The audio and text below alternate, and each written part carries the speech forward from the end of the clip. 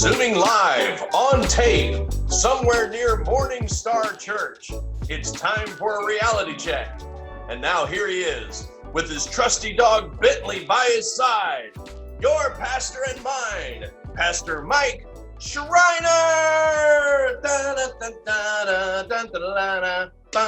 Hey. Hey guys, you made it. Happy Friday to you. Hard to believe. Week nine of this crazy stuff. And I'm wondering, do we start taking showers yet, or still just hand washing? No. Have you just been Lysoling? Is that what you're doing? I've just been hosing down with Lysol and the hand sanitizer. That's it. Are we supposed to do? Is a governor? Smell was coming from, and we live apart, so yeah, Mike, I think the showers would be appropriate right about now. The stay home lift is up, and so you never know when you're going to run into a congregation member, or worse, the district superintendent. So yeah, take a shower. Good stuff. Hey, the housing market, the stock market, everything is down right now.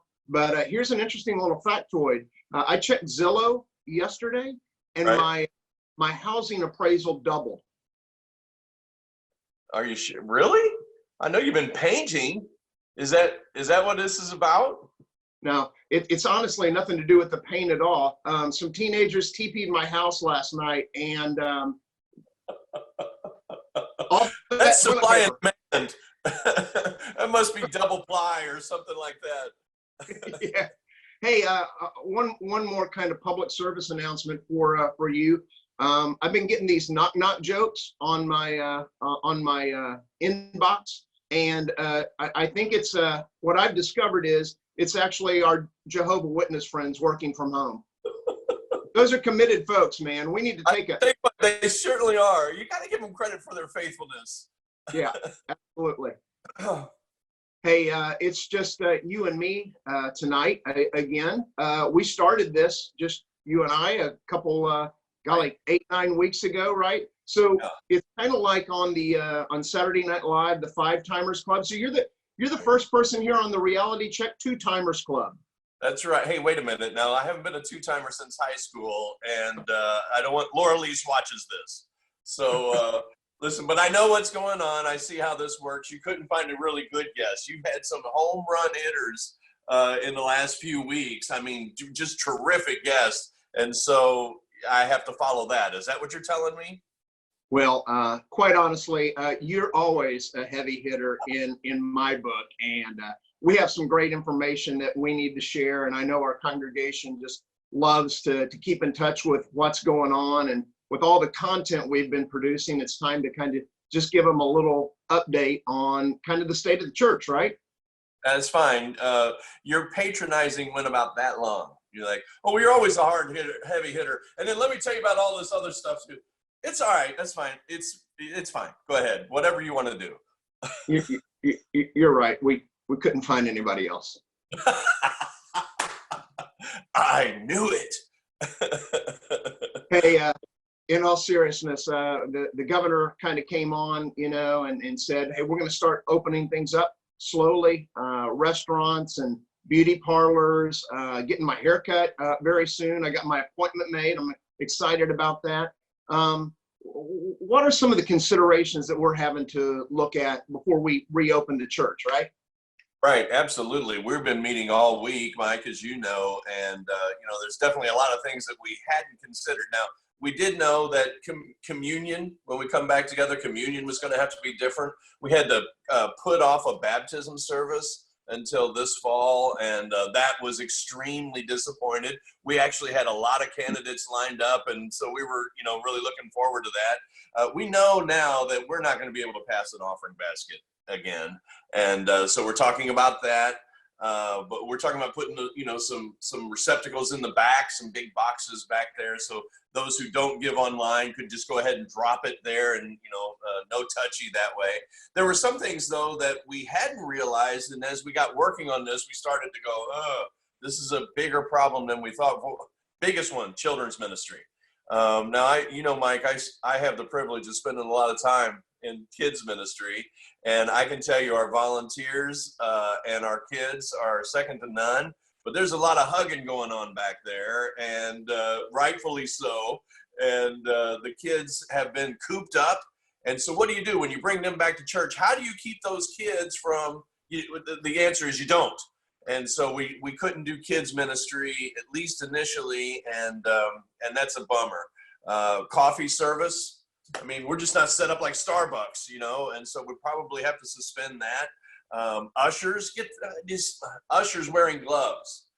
I don't know. It's not the Fox Theater, and so it just feels really weird. Everybody wearing masks, even the preachers, even the praise bands having to wear masks when we come back. And so these are all things that we have to consider. Yeah, that honestly, when you start to paint that picture, it doesn't sound very Morning Starry, does it? No, it doesn't. And on top of that, we'd have to clean down the surfaces in between services. And just think about that. Every chair in the worship center, and we would be spreading out even further. So in the venue, so in between services, we'd have to do that. Mike, I'm worried that just the cost of cleaning supplies, in order to do an effective job between every service, just talk about the cost to do that is staggering. And I'd hate to come back for a couple of weeks and then have to close again because we went broke on cleaning supplies. That's right. And then there's the enforcement of social distancing. I mean, Right. We don't want to start becoming the rule follower police here, right? You're right. We're a church. And by the way, our church, just watch the countdown clock.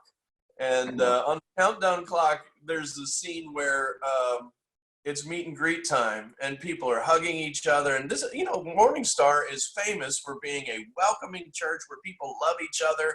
And it just doesn't seem right to be talking about all these other things. But can you imagine if somebody showed up for the first time? I mean, that's the other thing we're famous for, is receiving guests, first-time folks who don't know Christ. And my guess is when all this is over, we're going to have a lot of those. But can you imagine if they showed up for the first time and they didn't have masks? And what if we run out of masks? Or even worse, if somebody shows up and they don't agree with our standards, now all of a sudden we're the mask police, right? We have to enforce. We're pastors, we're people of God, and we don't want to be, nobody wins in that, right, Mike? Nobody wins. Right. Well, I just can't imagine, preaching in a mask, and then you got people who haven't seen one another. You haven't seen people in a lot of time, and then you want to go in with the handshake, or you want to go in with a high five or the knuckles, or so many huggers, like you said, at Morning Star Church. For people you don't want to hug somebody you don't know. You might get a fist bump to the face on that one. What do you do? The Asian culture has it right. Yeah. Maybe it's something like that, or I know you love this one. That's your move. The wink and the gun. So I think. Do you remember in high school we used to do this?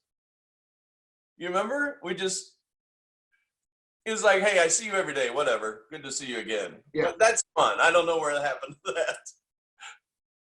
It's a little smug, I got to tell you, though, for a church. Yeah, I guess you're right. At the gym, they can call that mean mugging you. Ah. So okay. Well, you want to go? Do you? Hey, here's what I want. Here's what I need you to do. I need you to put together a team and figure out some sort of Morning Star secret handshake. All right? Can you do that? You got us. We'll get right on that. Secret handshake number 1. Okay. So, hey, for right now, some questions. What kind of reopening date are we looking at? Have we said anything? We have not. We're gonna play this by ear. Mike, I know you're meeting with a lot of pastors of churches of similar sizes in our community. We anticipate having you guys coming out with a statement. You guys are all working together with. Isn't that great? that we're all working together and trying to do this. But at this point, no, we do not have a date set for when we'll be back in church, or at least back in the church building. So we're going to keep doing our weekend services online. What about, we've got these midweek offerings that have just been a great success during Long Story Short. We're going to continue those? Well, isn't that interesting? And the Long Story Short series was 13 weeks, a survey of the Bible. And so we got into the Word, and we got into meeting again as small groups and prayer time together, and that was wonderful. And the people started going, long story short is over. You're not going to stop, are you? And we're like, no, we can't stop. And so we are going to continue doing daily devotions, weekdays at 9 a.m. One of our pastors will be there every morning at 9 a.m. Now, the primetime segments have also been a lot of fun. I get to play with do the kids one for Monday nights. There's several others throughout the week, and this one, Reality Check, is our Friday prime time.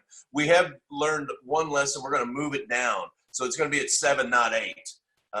And so we're finding that many more of our views are after the fact. So we're trying to find that sweet spot. We're just trying to find when that would happen. That makes sense. And in the noon prayer, that's going to be shifted, right? That's the one change other than from 8 to 7. We're also doing something with our noon prayer that's cool.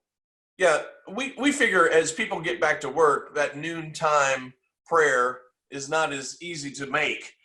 Many folks who get a lunch, they got 20 minutes, they got to roll. Now, back in the day, Mike, you remember this, we used to have midweek prayer services, right? And it was huge and it was great. And so we're doing that again. We're going to put it in the Tuesday time slot.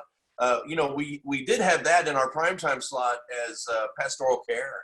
And so it just makes sense. That's kind of what that is all about, is pastoral care. And so we're going to be doing that starting this next week at 7 o'clock. It's going to be great. All those prayer requests we get over the weekend will be brought there. Not that we'll read every one of them, but they'll be there so that we can pray together. And we'll be taking live prayer requests just as we were doing at noon, and be able to, as a church body, come and pray together every Tuesday night. That's great. I'm excited about that. Really excited that we're going to continue our morning devotional time. And I'm wondering if all you guys in the tights are going to make an encore appearance here. Two-timers club for those guys. Oh, you saw that, did you? I think it's gone viral. I think it's close to as many infections now as the coronavirus. Well, that was Robin. Robin choreographed that for us. And but did you notice, Pastor Shane? Robin and I, and then Joel, all have show business experience. We all have been in musical theater. Shane has absolutely none. But go and watch him. He is so funny. He hits every mark. He's a great dancer. He's so funny. And so we have a great program this summer for kids, and that's the kind of the beginning of the rollout of that. Hey, the first time you let me be a guest, we had a financial update, and I'm wondering, do you think that would be all right? Maybe we could share a couple of things there with our congregation. Yeah, absolutely. I think they're going to want to know, how we're doing. Yeah. Hey, are you liking these the monthly financial updates, Mike, that we're putting out? One just came out last week, and so that's something that started in 2020, and isn't God good? We started doing that. So a monthly progress report of our finances. Also gives you a story about some of the ways that the money is being spent at Morningstar, and God is being glorified through our generosity. And so that one came out, but we're working on April's end of the year, or end of the month now. And here's some news that I can share you. First off, good news. Giving has continued to stay strong. And for that, we are so thankful for all your generosity in the way that you've kept up with all of this. And in some cases, we've even seen an increase in giving. Some folks who are really stepping up in faith. Also, I want to give a big shout out to all those who've recently started giving online, which is huge for Morningstar, especially when they set it up and they make it a reoccurring payment. Now, Mike, I called everybody who started giving. So I've had a lot of conversations with people who have just recently started giving online. And it was overwhelming, the number of people who said, the main reason I didn't want to do it is because it's an act of worship to put the money into the plate as it comes by. And they're totally right. It is. It feels, oh, it's worshipful. But the feedback that I was getting was, yeah, but there was something about pushing send. It was the same sort of feeling of, this is worship. This is worship to our God. That's very cool. I know that has really been a huge help to us in terms of staying strong financially right now, which is, you know, very important because the needs of the community continue to increase. And when we, you know, not just when we reopen, but they're increasing now. And what we're seeing through our Celebrate Recovery, what we're seeing through our New Hope Resource Center. So thank you to everybody out there. And hey, one more thing real quick about the small business loan. We got some news on that, right? Hey, if you don't know Patty Fry, our CFO, Church Financial Officer, is a real treasure, and you probably don't know her. There are so many, Pastor, there are so many people who work behind the scenes at Morningstar. You and I have the pleasure of being out in front, and so people know us. But do we not? We have a staff, a support staff behind this place that is just second to none, and they're led by Patty Fry. And as soon as the information was released about that loan, she was right on it that very day. She submitted our application that night. She talked to the bank on that Friday, and we had confirmation of the acceptance of that loan on Monday. And by the end of the week, the funds were in our account. That's amazing. Just great work. And talk about a thorough person, man. She makes sure the spreadsheets, you know, the right. I's are dotted and the T's are crossed, right? Hey, we're kind of getting to the end tonight. Anything else you'd like to add that we kind of? Yeah, well, I want you to know that just some of the nuts and bolts about what we got from the government.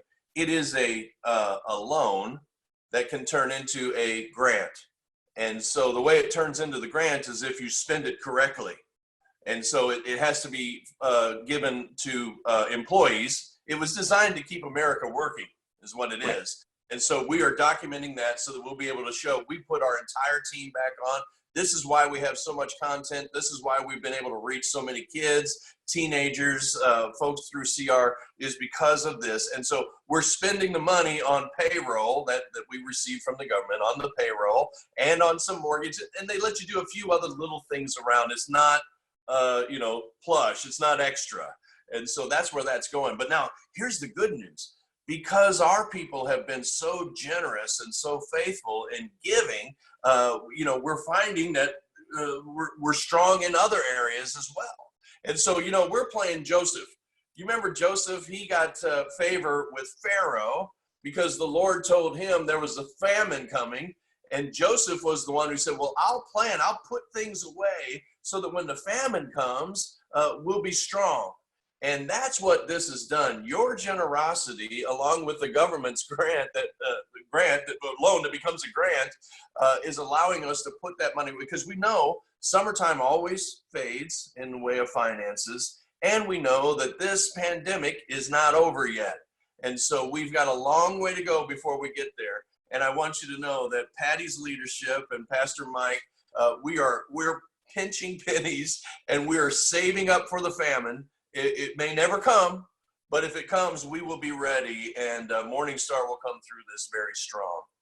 Yeah, well, it's always good to take a conservative tack. I've read that's what America is doing. There's more families who are saving, more families who are not going on extravagant vacations this year, holding off on buying that car or that boat. Or Dave Ramsey and Financial Peace would be so proud. Absolutely, absolutely. Hey. Before I let you go, okay. I'd never be able to be the guest again, but before I let you go, let me just say this. Our staff continues to do amazing work. Good Lord, the teenagers, they had their senior, the last day where the seniors would have graduated out if we were still in the building. And they did that virtually. And Haley Gar, our director of teen ministries, put this thing together, and it was great and very emotional, and kids showed up in our parking lot after that. Now, we've seen the video, Pastor. They socially distanced. They did so well. They all pulled in. They got out. They played praise music, and they stood in our parking lot singing to our God. Now, I asked the question, now how does that happen? How did teenagers do that? And the answer is simple. They have great leadership. They have great leadership. This church is making an impact on lives all at every range, every level. Thursday night was our 7th anniversary for Celebrate Recovery. Those numbers continue to do well. Our counselors and our leaders there are working one-on-one with folks. I just met with the New Hope Resource Center. They're doing amazing work there. I was just blown away. I know what they're doing, and then they come in and give me more details. I'm like, oh, I had no idea. That's so cool. So our staff is just second to none. And Pastor, they are bringing it every day. My guess is they're logging more hours now than they were before when we were open on the weekend, or at least had folks in the building. Wow. Well, you and I know the quality of people that we have. Great folks who love Jesus and bring their best every single day. And we are blessed to be able to do what we do and have them on our team. So, hey, I want to thank you, brother. Seriously, you're a heavy hitter. And I will explain to Laura Lise what the whole two-timers thing is. And right now, I'm gonna need to go get a shower. Yes. Dee's gonna be so excited that we can shower and not just the hand washing. So I'm gonna do that, and I want to invite everybody this weekend to a very special Mother's Day service called Reframed, and it's not just for moms. And I think it's going to be a blessing to all of us. So thank you, Keith. Be safe. Share Jesus, brother. Amen. Good night, everybody.